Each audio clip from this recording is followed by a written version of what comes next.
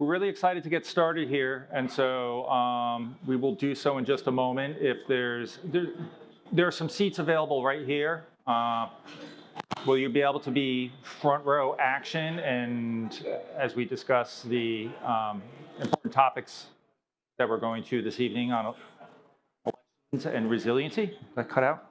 Oh, no, I'm back. I promise we only spin on the front row, so second, third, and fourth are safe. This is not SeaWorld. Not yet. Okay. Water helps.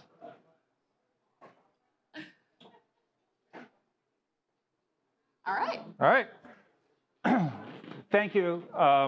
Thank you, everyone, for your attention and being here tonight. Thank you very much all for coming here tonight. The event tonight is looking back and looking ahead at election resiliency. And my name is Stephen Salfidi. I am the publisher at CQ Roll Call. And first off, I want to thank the Election Infrastructure Initiative for collaborating with us to make this event possible. I'm joined by Kira Mendez, the Director of Advocacy. She's very popular. I mean, she's been at the front door the entire evening just welcoming everyone in, so I think you all know her. But is the Director of Advocacy at the Center for Tech and Civic Life. A couple of quick things I wanted to just touch on before we'll dive right in, and we're not going to bore you too much, but we definitely want to. We're not going to bore you at all, but we definitely wanted to make sure we had a couple of items to talk about, which I think is really going to resonate with the audience that I've met so far. It's imperative also to recognize the pivotal role that organizations like the Center for Tech and Civic Life and the Election Infrastructure Initiative play in fortifying our democratic processes. The Election Infrastructure Initiative is a nonpartisan project powered by election administrators that is focused on securing reliable and sustainable public funding at the state and local levels. Their goal is to ensure that election offices have the resources they need to administer secure, resilient, and trustworthy elections. And I think that that's important for obviously many of us in this room. I know from a political reporting background that elections have quite significant consequences, and there has been certainly a lot of discussion about how elections are conducted in this country. And so it's obviously an important topic and one we're looking forward to diving into tonight. And so with Kira up here with me tonight, I guess the first thing we were going to talk about was, who are we watching? That is a great question. Hi, everyone. Thanks so much for joining us tonight.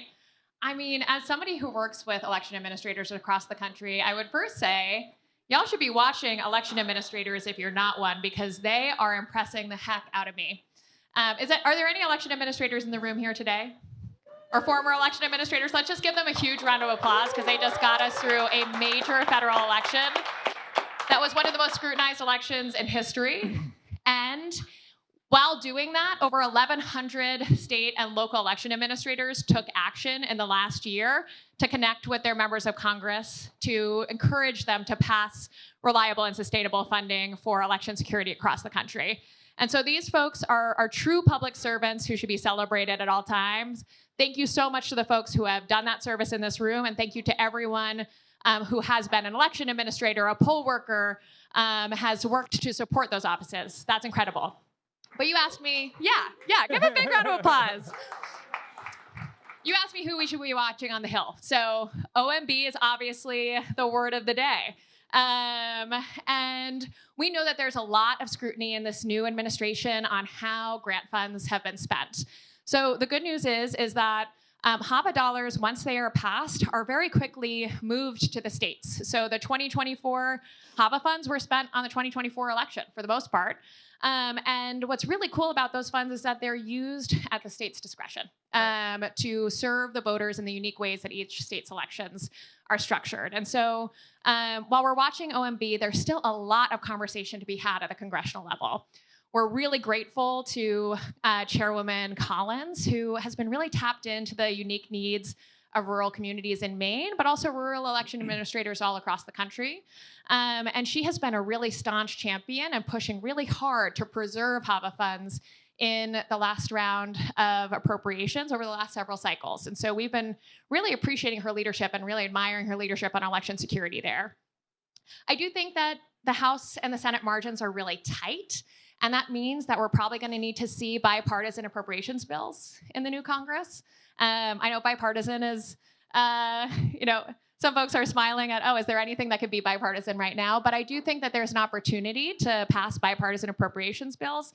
And I think we've seen a real appetite from Congressman Cole and Congressman Joyce to work through bills that make reasonable sense, especially when it comes to election security. So we're really excited to see how they manage that, now leading an appropriation cycle fully themselves. And then I would say the last folks that I'm watching are House admin, because we've seen a lot of creativity and a lot of interesting ideas floated on how to address concerns about election trust. We're going to talk a lot about election trust tonight. But at the same time, a lot of these bills make really big sweeping changes. And I'm not sure that they take into account, as written right now, take into account some of the fiscal needs, particularly in rural communities. We just published a report that some of you have on your seats here about the emergency costs that were accrued during this last election. In just 89 jurisdictions across the country, that's about 1% of elections jurisdictions.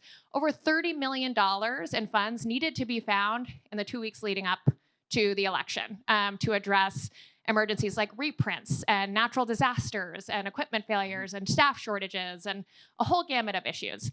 It's like 30 pages. You should read it. Those rural communities, they're struggling in certain circumstances just to keep the lights on. And so I know that if they're asked to do more, they're going to need to find more resources to make it happen. And I'm really curious to see how our elected representatives kind of manage that. Fabulous. It was great to hear you talk about Senator Collins. Little known fact, she and I were born in the same hospital in Caribou, Maine.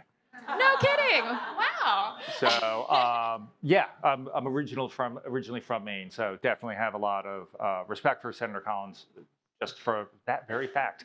But fabulous. I think that's a pretty solid outlook as to where we are right now, and especially highlighting OMB and the questions that we have. I mean, day from day, hour to hour about what's happening with grants, but very good to know that the HAVA funds are already good and accounted for. And so we'll see what happens on this next cycle. But I'm also very much looking forward to having Dr. Martha Croft and Dr. Mary Jo McGowan, who are the author of A Republic If You Can Afford It, which is a look into the cost of administering elections. And we're going to sit here for a few minutes and talk about some of their findings, which I think will be very insightful for everyone. So, professors?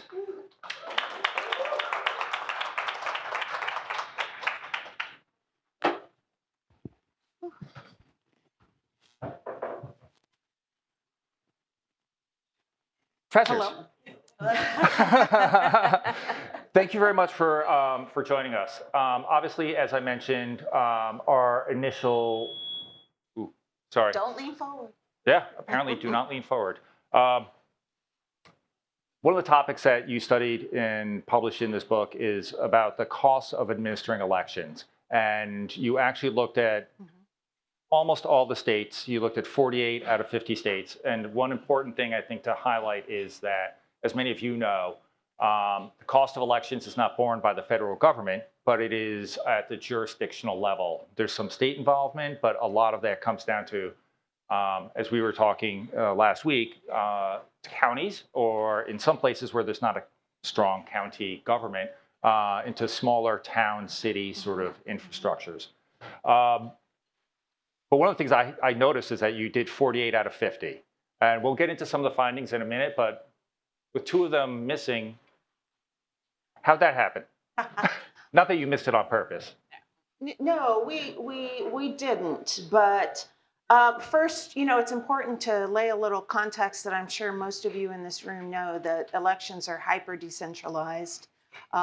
We don't even know some of the time whether there are 8,000 or 10,000 jurisdictions. It depends on if you're adding in the local jurisdictions that are running local elections and not federal elections.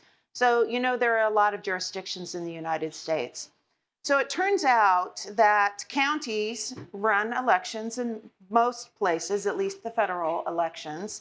But in some places, and especially the Northeast, it is townships, cities, villages, right?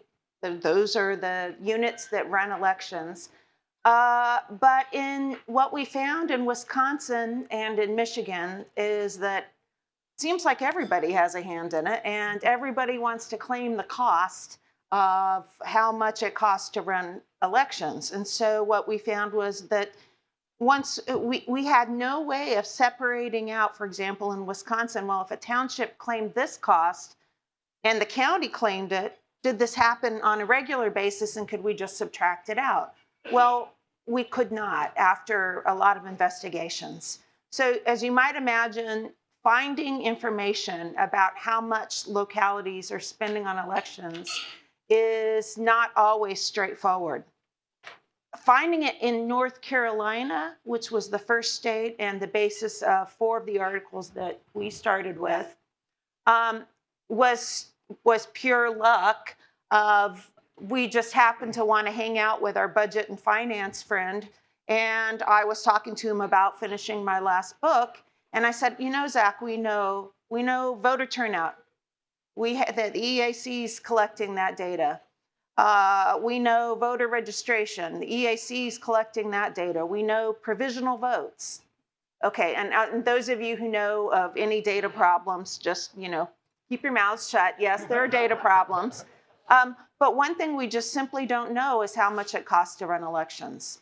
And so our colleague, Zach Moore, he's at the University of Kansas. He worked with us at the University of North Carolina at Charlotte at the time. He actually found a source of data that listed all of the costs that came from annual financial reports over a long period of time, I think 1994 we started this about 2016 or so, or a little earlier, these data. Finding that for every jurisdiction wasn't as easy, if that's the right word for it. Yeah. What I was going to say is when we started in North Carolina, and it was like, oh, there's 100 counties. This is super easy. We can do this for the country. No big deal. And then like 6 years later, we finally finished the book, right? So that will tell you how hard it was to collect the information, and that's why we don't have it for Michigan and Wisconsin, because it was just, we couldn't figure it out. But just the data collection of it was just a massive, massive undertaking that took that long. That's how hard it is to know. Of course, yeah. There are many, many jurisdictions, and I think from my own work previously on studying not necessarily elections, but how various governments are functioning, everything is recorded differently, everything's tracked differently, and you have to normalize all that content, which is quite a challenge. In the research that you did you have anything jump out at you as far as like who is spending the least and who is spending the most in various areas? Yeah, so we found that Florida, California, New Hampshire spend the most, and they spend about $20 per registered voter, and then the least spending states are the Northeast states for the most part. And we found just such a wide variation across the states. It was really fascinating to see how the different states spent the different amounts of money. But yeah, Florida was the top spender. I think it's like $19.87 per registered voter. Yeah. Per election, $19.87. Right. $20, yeah. Well, not per election. Oh, per cycle. Remember, we created a variable called election year. Okay. So it's a 2-year cycle of election administration, sort of, because we knew we couldn't just, you spend some money, like North Carolina spends some money in April, but then their fiscal year starts in July. So it's in different fiscal years. So we had to kind of think about how you spend the money over the different years. So actually, it is sort of funny that all over the country, there is a fiscal year ending in every month except for one. Does anybody happen to have a guess? Let's have some audience participation here. Anybody yell out, what do you think? July. Nope, not right. You'd think November. It's cold. We got Thanksgiving. We've got better things to do, like, I don't know, elections. Nope, not April. February, we have a winner. It's the shortest month, and apparently it is not the end of the fiscal year. And unfortunately, in states like North Carolina, for example, that pesky fiscal year ends June 30th. And there's election spending, say, in 2016, before June 30th, and there's election spending after. So we had to kind of normalize by adding years together of spending. Again, a lot of normalization of data. Yes. A lot. Over the time frame that you had looked at, did you see any, how do current economic situations affect how states are funding, or jurisdictions rather, are funding elections? Well, we know that, and I'm sure most of you know this, that property taxes fund most of the counties and the election jurisdictions. So what we found, which was really fascinating, is that in the 2008-9 Great Recession, there was this huge dip in election spending across all 50 states. But then it recovered differently in different states. So like the South recovered more quickly. We think mostly because they've had population coming in and they weren't as badly affected by the property collapse. The West had a decline over the whole time. But they've also adopted some new methods of voting, so their costs might just still be down. So voting by mail, Yeah. we think it would, right. Yeah. Yay. It's actually less costly. The West has also experimented probably a little bit more with vote centers. And I'm just going to throw this out that while there certainly was some information, early studies showing vote centers were cheaper, in conversations that we had at a conference, which is the Election Science Reform and Administration Conference, that local election officials and state election officials and academics attend once a year. Talking to some of these local election officials in California, they're like, yeah, I don't know, vote centers, we didn't really find them that much cheaper. So we're going to revisit, we hope that someone, and maybe us, will revisit, are vote centers really cheaper to run? But the West, yeah, definitely still spends a little bit less. Understood. As far as you just mentioned vote centers, how does that, or voting by mail even, how does that affect the perception of voters for how their election's being conducted? Is there greater trust? Are there any concerns there? So unfortunately for voting by mail, typically the research has found that people have less confidence that their ballot was counted as they cast it. And we think, scholars think, I should say, that one reason for that is that you don't actually get that tactile experience of putting whatever into a box or being there and casting the vote. There was a scholar named Lisa Bryant who published an article that talked about that, who ran an experiment and did that work and showed that. And so in our own analysis and in our analysis in the book, controlling for whether or not a state had vote by mail was important because it's one of those sort of situational factors, of which there are many, that might affect your confidence. So typically it's people are less confident. So I think that's a challenge for researchers and for local election officials alike to figure out what to do about that. Sure.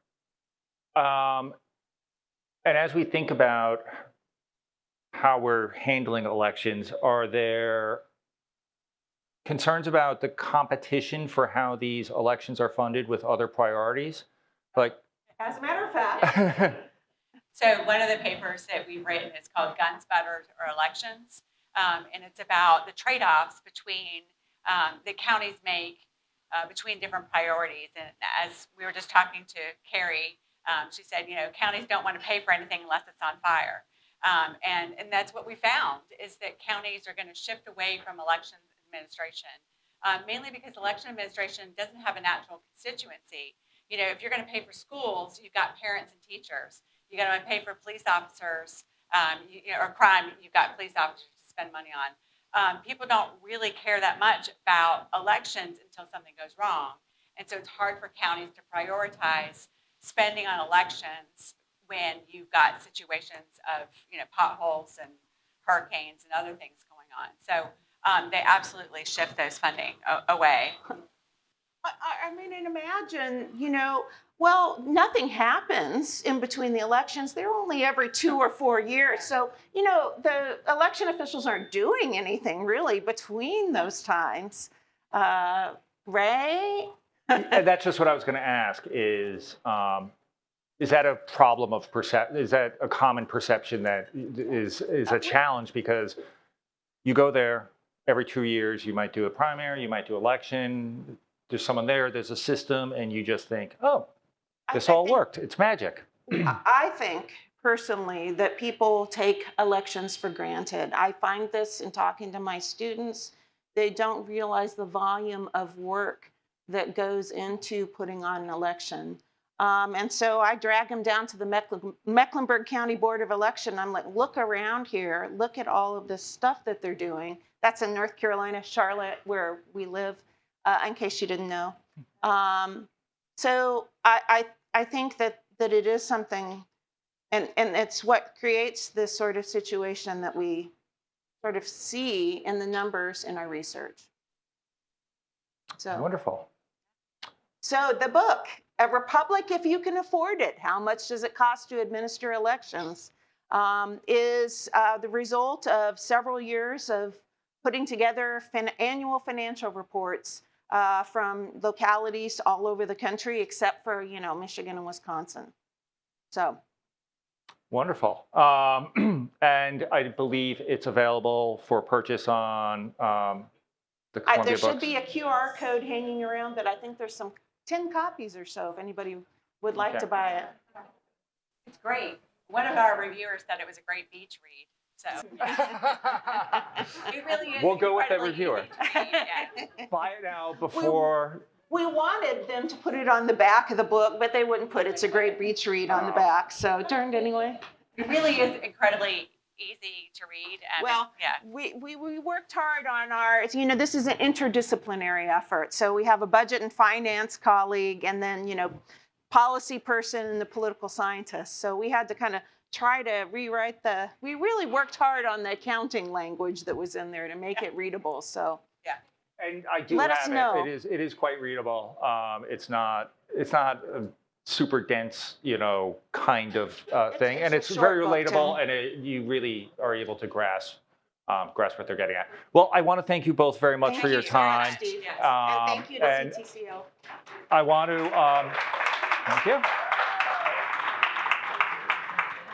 Next, I'm going to invite my colleague, John T. Bennett, who is a White House correspondent for CQ Roll Call and also editor-at-large. And he's going to be moderating our next panel of election security experts who will share their reflections on the 2024 election and what's needed to fully secure the elections. Thank you.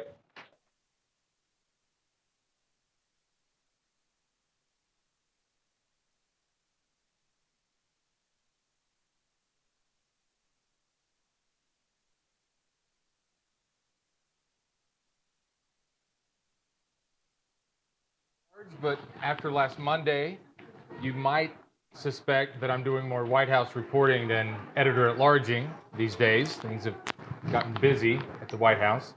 So thank you for coming. I want to introduce our panel tonight.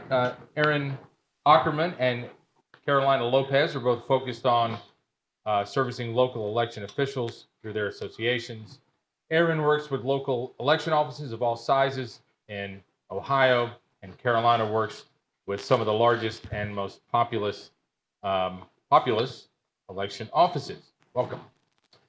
Ellen Gustafson works with veterans and military families and partners with election offices. She's going to talk a little bit about how veterans can be more involved in election security. And Don Palmer is a commissioner on the U.S. Election Assistance Commission. Welcome, everyone. Thank you for being here. Well, I want to start out with what we all expected in November, which I was certainly prepared for. There may have been a pre-write or two that will never see the light of day, probably it's a good thing, about the Trump team, launching lawsuits in all the battleground states. Those will live in my Google Docs forever.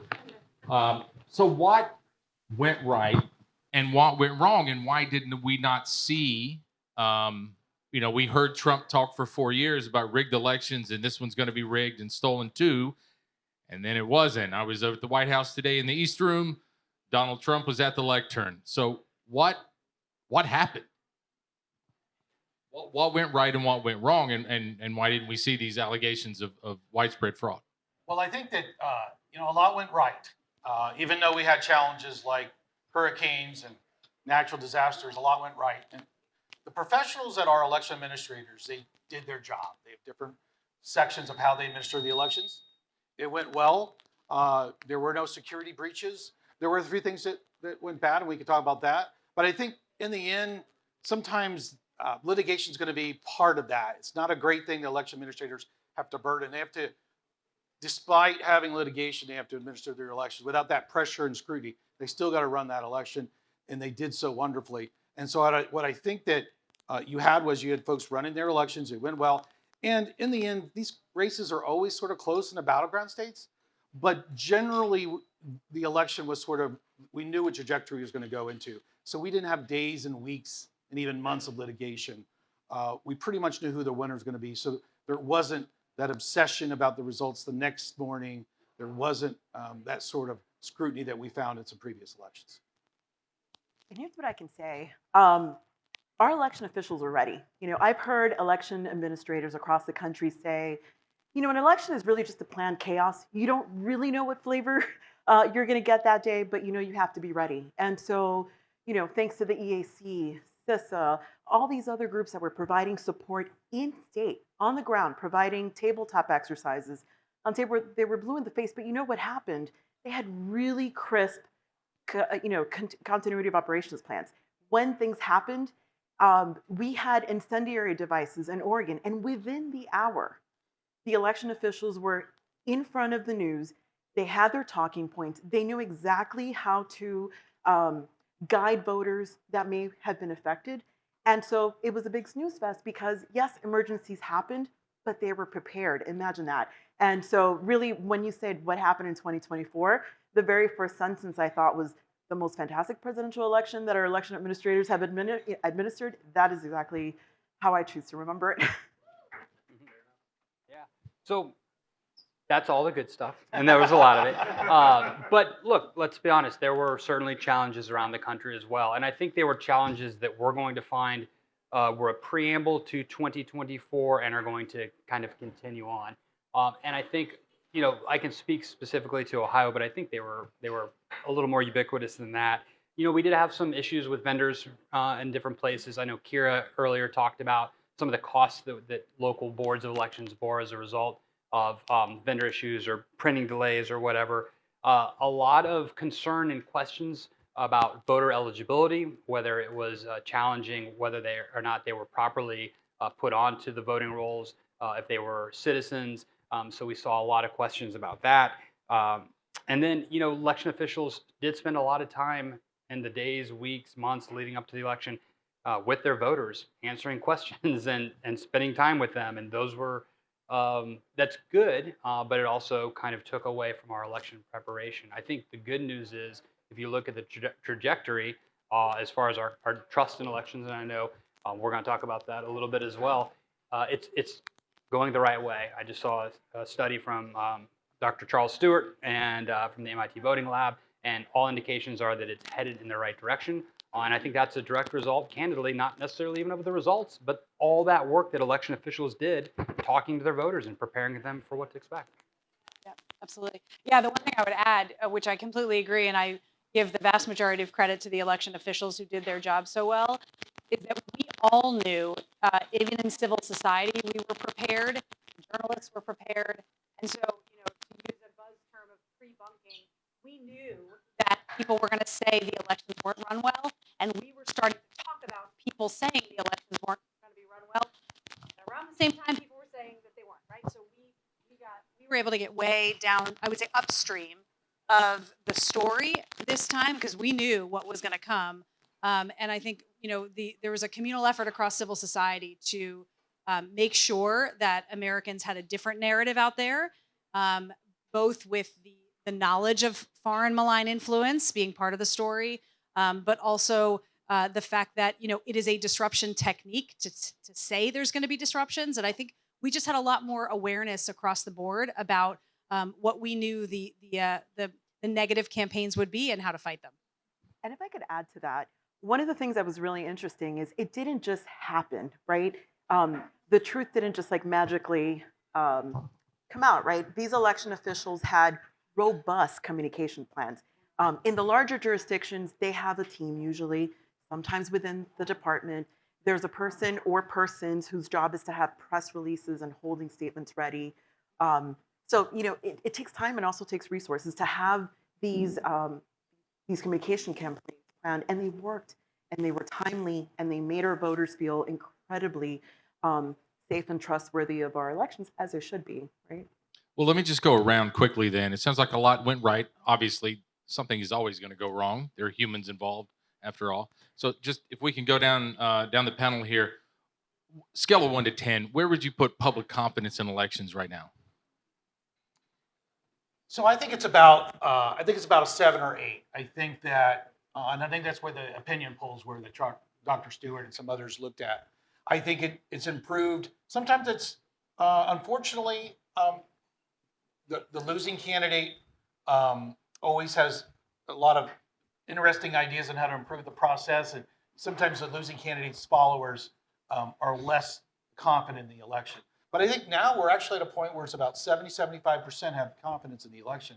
And I think that part of it is, as we've talked a little bit about, changing the narrative, that they can be confident. They can be confident in their election officials, their professionals, be confident in their voting systems. Those are tested and accredited, ready before the voter ever gets there by state and federal authorities. And so there's a lot of reason why voters should be confident in their elections. So you just need to hear that story.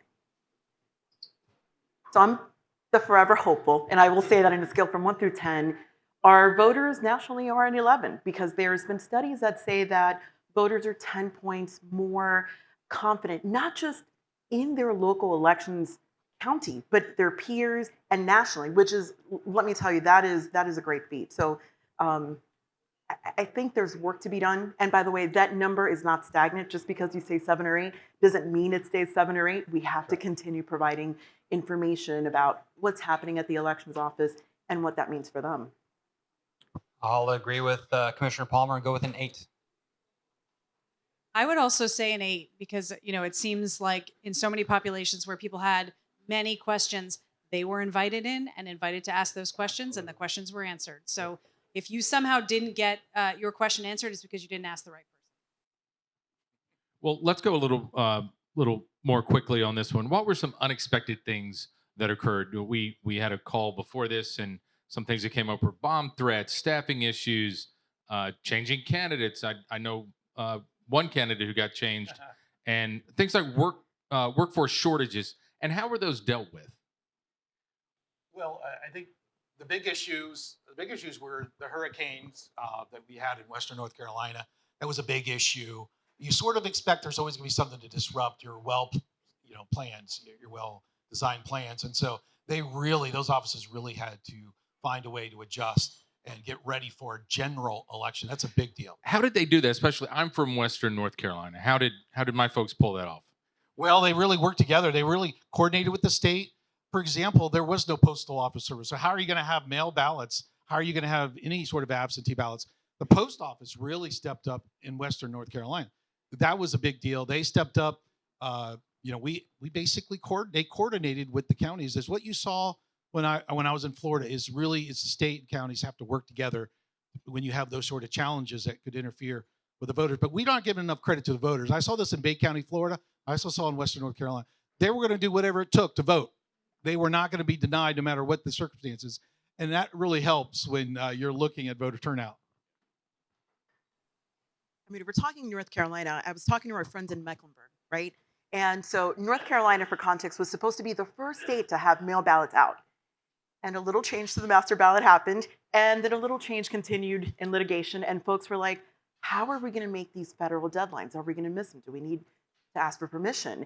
And what they did was really innovative. They're like, okay, we can't print ballots because we don't know what's going to be on there, but we can prep all these other things. And just by the nick of time, they managed to get all the ballots out on time federally and domestically. And whether it was bomb threats in, well, really across the country, but Georgia, Gwinnett County actually had to evaluate, do we need to close? Do we need to evacuate? And just being really smart about working with other agencies to minimize disruptions. Yeah, I'll just say really briefly, over the past 4 years, there's just been a huge warm blanket wrapped around election officials. There's been so much support from organizations like Pledge and the EAC and CTCL. The level of effort that's been put in by outside groups to come in and support local election officials and state election officials has been unparalleled. And there's no doubt in my mind that that was a large contributing factor to the success of the 2024 election. And I think, to talk about a challenge, one thing we heard as just recruiters of poll workers is that, staff turnover and even in the volunteers is so hard for election officials. And, first of all, their own staff was hemorrhaging and turning over, but then to have to train a whole crew of new poll workers, many of whom may have come in as skeptics, was a challenge. But my God, they totally overcame it and made those skeptics into advocates. So I think that's another success story. Well, I want to mention the elephant in the room, which I've already mentioned, and that is President Trump.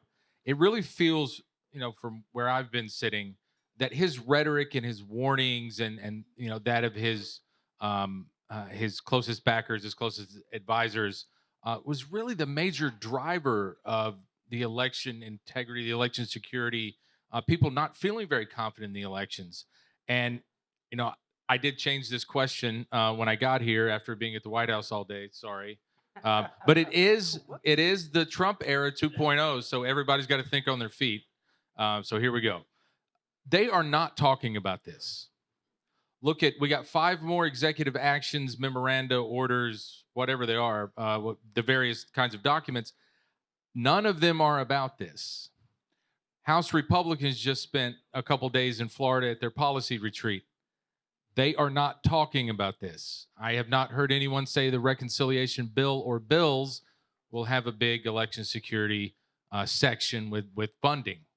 So without that Trump and Republican, without that rhetoric and warning that, all the elections are going to be rigged against us, how do you guys get what you need to keep this going? I mean, you said it's at an 11. You said there's been a blanket, Aaron, around election workers and the election, I don't want to say industrial complex, but you know what I mean.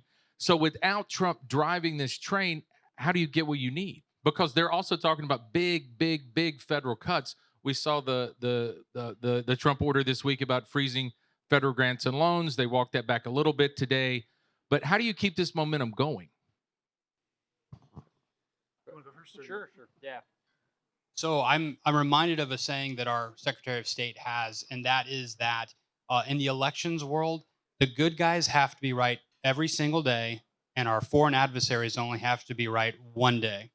So we have to be in a constant state of diligence. Yes, we did a great job in 2024, but it is not mission over. It's not mission complete. And I think it's incumbent upon everyone on the stage, everyone in the audience, to keep reminding Congress and candidly, President Trump, that we need to continue to do well. We need to continue to exceed expectations. We have to be right every day, and that requires a partnership between our federal, our state, and our local governments. So I take it from two. I do think the president is going to, at some point, issue an executive order on election integrity. I don't know if that's going to be big policy issues or basically touching election administration. But I will say I think there'll be an executive order. There'll probably be some legislation. But I do hope that Congress and the president focus and agree on looking at the fundamentals of our elections. And I'll just use an example. The EAC has a budget just under $30 million. We are basically setting standards and testing voting systems. And so a couple of things. Our budget's $28 million. We just heard about potentially $50 million going to Gaza for condoms. And then I just asked the president of Congress to take an evaluation of really how important is our elections and how important, for example, is the EAC to help the states. Now, when you look at the president has an opportunity. You mentioned Trump 2.0. So there's a new generation of standards for voting systems. It's VVSG 2.0. Not going to go all the details, but this is an opportunity for the president and the Congress to put their stamp on this new generation of systems by helping localities and states across the country adopt new technology. And so when you may have a misunderstanding or not the greatest visibility into the voting machines, but this is an opportunity to put your stamp on the next generation of systems. And so really, this is an opportunity at the beginning of an administration, the beginning of a new Congress. I would again just say that I think it's incumbent on the sort of civil society infrastructure around elections, like my organization, to just continue to hammer how great it was and to roll into 2026 talking about how incredible the 2024 elections were so that we are again getting ahead of all the stories. So, there's usually a flip of congressional seats, after there's a House and Congress, unified like this. That's going to be the norm, right? So people are going to question it. And I think the way the civil society community can support it is just to hammer home how incredible this, election went. And therefore, we know we're ready for the next one. I'll also add the importance of having the election officials at the table, right? I come from a little place called Miami-Dade County, Florida. You've probably never heard about it in terms of elections.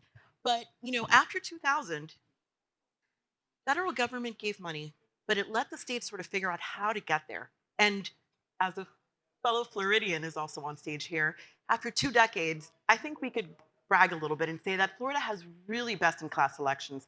And that happened because election officials were at the table when they were drafting these bills and implementing orders. And I think that's a wonderful opportunity in this new administration to ask the officials what's needed to keep, having integrity and process voters quicker and ensure everybody feels safe. Well, Don, you mentioned the new Congress, and House Republicans, they're trying their best to get together and Senate Republicans on a strategy for reconciliation. They've also got to finish fiscal 2025 appropriations in the next few weeks. So, for election officials, where is that sweet spot? What's the bill, or is it something that's not in the coming maybe possibly reconciliation bills or wrapping up fiscal 2025? Is it looking to those spending bills for fiscal 26? Where do you get where you need? Well, I think that right now there's $75 million on the Senate side for grants to the states. Under the Trump years, they were 2 or 3 times higher. They were $300, $400 million. You had the CARES Act, which was a pandemic. It's separate, but there was some more significant funding. It wasn't everything I believe that was needed for the community. And again, we're not supplanting local spending, but it dropped down over the last few years from 75 million a couple of years and 55. So the Senate's looking at 75. I just would encourage there to be a champion on election administration issues. There's a number of senators and congressmen and women that have a background in elections. They really need to go to the mat to make sure there's a consistent stream of money, because it's not just for capital purchases like voting systems. It's also for those cybersecurity contracts, which is an annual thing, and that's sucking up more and more money. And so they need to take that into account when deciding how to partner with the states on funding. I think it's also telling that Florida connection. Congresswoman Lee was a fantastic Secretary of State. And so she understands how elections are run in the state. She just got leadership assignments this week, not just in House, but even in the election subcommittee. So I'm actually feeling pretty hopeful. Never hurts to be in leadership. I do think that'll be interesting. There's a new there's new Senate majority. There's a new Senate majority leader. That's a significant change. So Senator McConnell has always been a supporter of the Election Assistance Commission. He's on Senate rules, but I do think the leadership and the appropriations play a much larger role than most people in this room realize. And so when you go to the Congress and you talk to them, it's important that you talk about that. I hinted at it earlier, is like there's an investment that should take place at the federal level, because that means there's less cost borne by the counties and the states across the country. Well, just quickly, where do you think Senator Thune, the new majority leader, do you think he'll be as big of an advocate as Senator McConnell has been? I think so. There's not the direct connection. Senator McConnell had a direct connection to the FEC and the EAC. He helped, he was part of the development of HAVA 20 plus years ago. But I do think that he's very close to the senator. But I do think with any change in leadership, there's going to be some changes in the approach to elections. Well, Ellen, we also wanted to hear from you about what veterans have done and what more veterans could do to help in this area. Thank you. Yeah. I mean, we're incredibly proud that we put out a call pretty wide across the veteran community, including in the VA newsletter, which it turns out people read. It's a government newsletter that actually gets read by lots of people. And we recruited 163,000 veterans and military family members to sign up to serve. And we actually,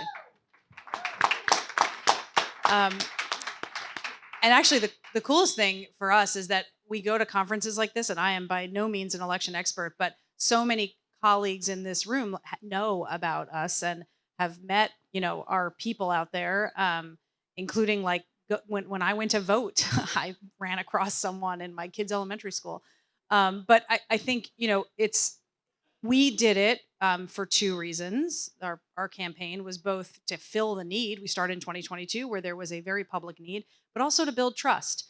And I hope that we can expand not only the numbers, but we can actually do a better job of counting, which is something that I've talked to a lot of colleagues across the states, because we know the numbers are way higher than that. We actually joke that, the old ladies everyone talks about are like literally all married to Vietnam vets. So we are happy to count them among the military, family, and veteran community and get our numbers even higher. But we also want to bring the energy of our community and publicize more how many veterans are actually in election administration. We've spoken to so many of the Deputy Secretary of State, I think of Nevada is one of our, a Marine Corps vet. We've just talked to so many veterans across the country in these jobs. And we want to highlight that more, not only to our community, but to the rest of the country, and talk about that these are people that are continuing to serve, which we hope will in turn raise the profile of service that all election administrators are doing and remind people that they are serving just like people who sign up to serve in the military. And others, please weigh in. In your states, how important have veterans, their spouses, been in this, 8s and 11s is what we heard earlier. What role have they played? Yeah, we made a very conscientious effort in Ohio. Our Secretary of State is a Green Beret, is a veteran, and so he was very conscientious about reaching out to the veterans community. What I'd love to see now that we have them in the front door is let's keep them in the pipeline. These people would make great permanent election officials. They would make great directors and deputy directors. They should run for office and be elected clerks. I mean, they're phenomenal. They serve so well. That is what they do. That is what they know. That's what they've always lived. So let's keep them. Let's keep them in our community. Actually, you beat me to the punch. I was going to say, in my old jurisdiction, we had the best in class logistics officer. He modernized our equipment. In Florida, we went through 1, 2, 3 equipment changes in 3 presidential elections. He came from the Marines. He put all of us to work. And we're talking about an operation of like 1,000 seasonals, who had to come very quickly. Some places have adopted precinct. Anyway, just the impact is innumerable. I would just, on this, I think veterans, and I served, they're very much patriotic. They put their personal opinions aside. There is no differences in politics or race or anything. It's all a team effort to get the job done. And so pretty good at following orders too. So it really, they are the perfect poll worker. And so we've always went that, and we like to highlight that at the Election Assistance Commission as well. Gotcha. Well, maybe to close on this, maybe we'll get a lightning round in after this one. You know, we heard a lot about, again, from now President Trump and some of his backers about foreign interference and foreign threats. You know, we didn't hear a lot about that on election night and in the weeks after. So, what does that threat picture look like today, and what do you need to deal with it going forward? So I think that, I mean, sort of what you saw, and it was a little bit more in Georgia where they had the bomb hoaxes. There was a series of them. I'm thinking it's dozens. And then you had some in Arizona. Now, the Secretary of State, the information he had was that was Russia, a foreign state. And then there was also issues I would attribute to Iran in previous elections, what I would call dirty tricks, trying to fool voters with a dirty trick. So I think that we need to be aware as citizens that our foreign adversaries are trying to mislead us. They're trying to to create divisions amongst us. So I think that the EAC, the Election Assistance Commission, we see our role as working with the states to develop standards so our voting systems and other election systems are secure. That means that they can't interfere with that activity. And so we're very confident in that process, but we always have to be on guard. And so that's what our major focus is on.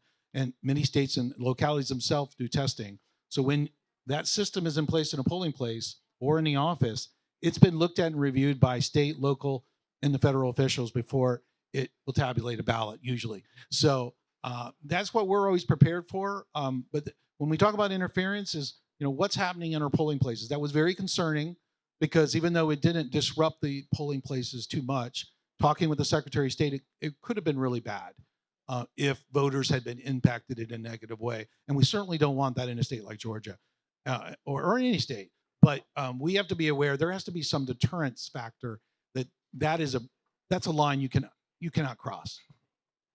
Especially a swing state. Especially a swing state.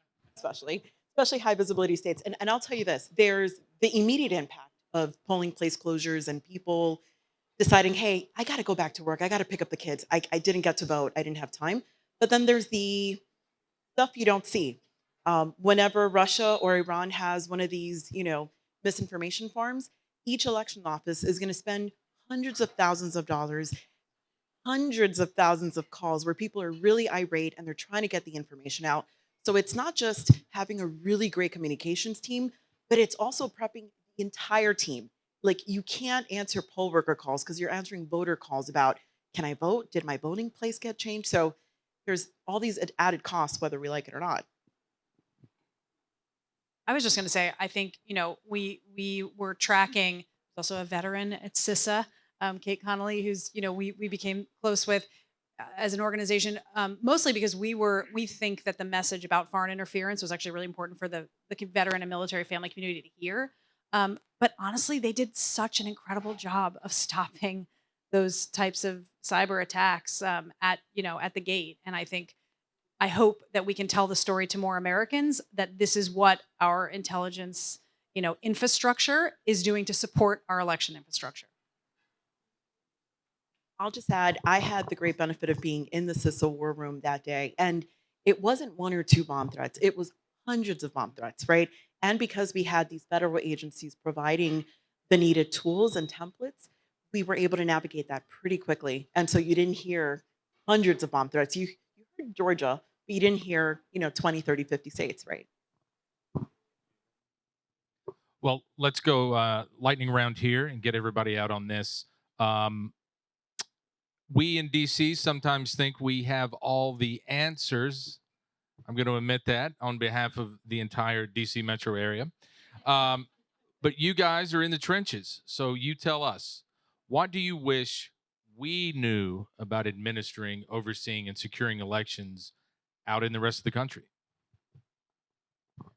Well, it's a struggle for our rural and under-resourced counties.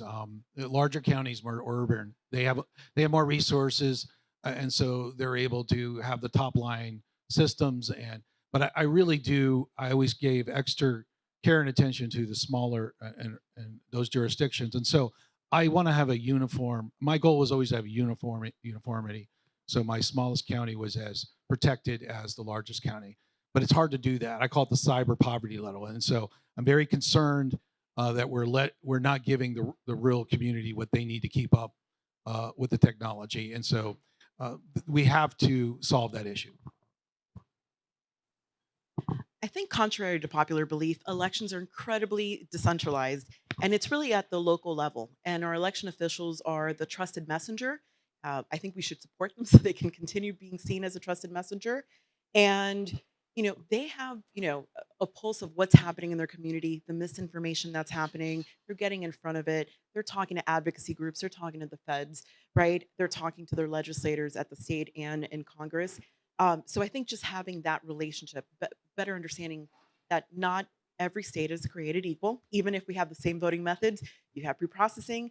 I require excuse for vote by mail. And I think just understanding that distinction and hopefully not making last minute changes before a big election will be a hell of a difference in making sure that these elections and these election officials are successful.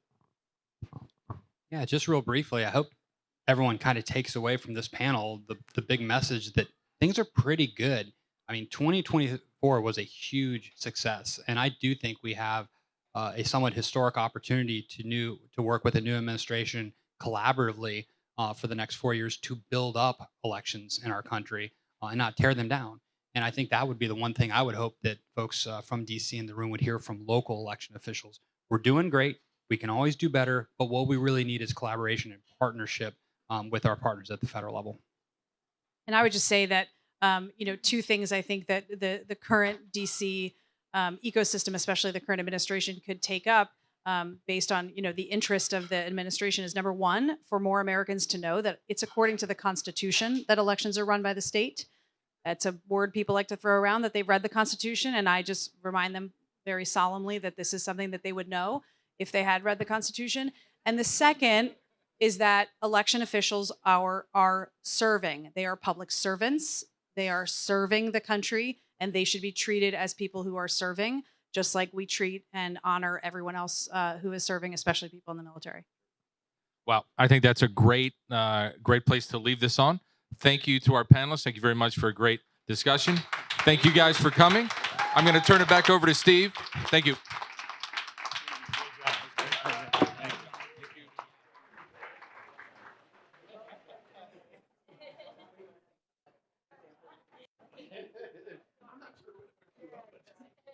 I don't think so, but I'll grab it. That was great. Thank you. All right, everybody. Let me use this. I can use this. All right. Thank you very much, everybody, for being here tonight. Obviously, there's a lot that we were able to cover. I think that one of the, well, there are a couple of focus points, but one of them is certainly where we are and how elections are administered and the threats against those. And those are, I believe, tied intrinsically with one another. Shouldn't always be, looking behind every bush for a bad guy, but at the same time, we have to recognize that these responsibilities fall on our local and state jurisdictions, most of all.